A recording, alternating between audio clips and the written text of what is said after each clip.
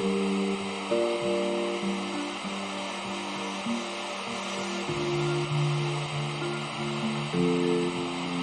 Nightingale didn't whisper it, he said it straight. Men simply don't think. They wake up, they follow the noise. They do what others do, want what others want, but they rarely stop to ask, what am I doing this for? Thinking is work, real thinking. Not worrying, not reacting, but actual thought, that's rare. And that's why real progress is rare too. Your life is a mirror of your thoughts. If the picture's a mess, maybe it's time to ask, when's the last time you actually stopped to think?